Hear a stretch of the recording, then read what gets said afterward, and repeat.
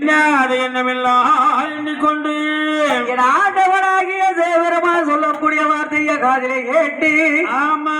அம்மை பார்வதி என சொல்வாளான அம்மையான பார்வதி என கேட்பாளான ஐயாவே பகவானே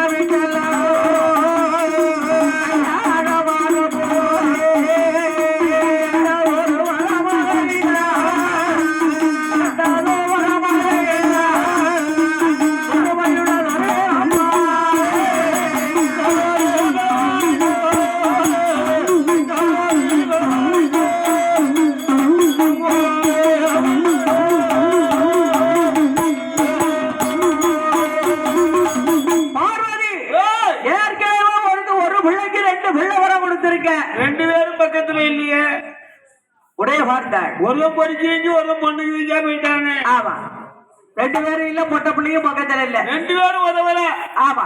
இந்த பொட்ட பிள்ளையாவது பக்கத்துல இருக்காரா யாரு களவாணி களவாணியா கலைவாணி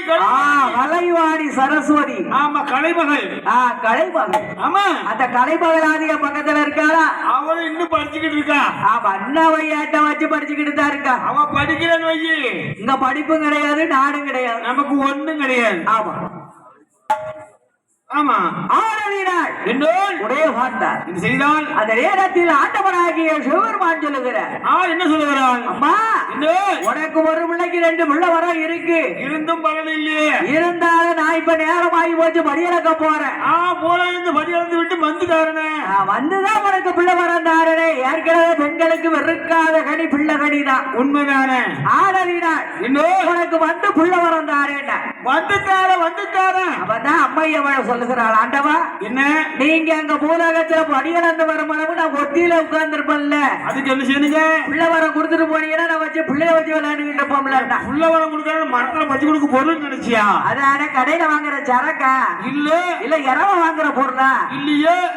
10 மாசம் ஆகணும் பிள்ளை வேணுமாறா 10 மாசம் போனா தான் பிள்ளை வரம் கொடுக்க முடியும் என்று ஆண்டவனாகிய பகவான் சொல்லும் பொழுது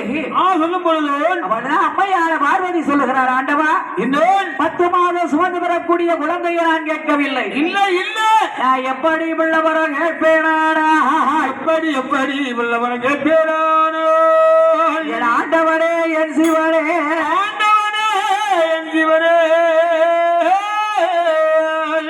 புரிதலில் பிள்ளை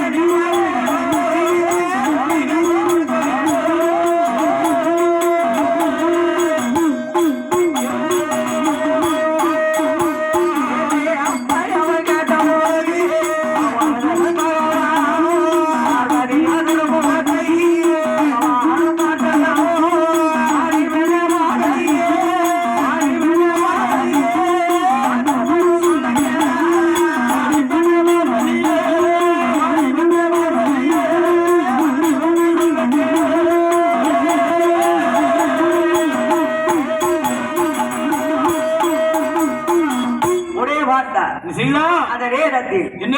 ஆண்டவர் சிவபெருமானாகப்பட்டவர் அம்மையான பார்வதியாரை பார்த்து அம்மையார் பார்வதியை பார்த்துட்டோம். அப்பதான் பார்த்தார். பார்வதி கொண்ட வருது என்ன அது என்னவெல்லாம்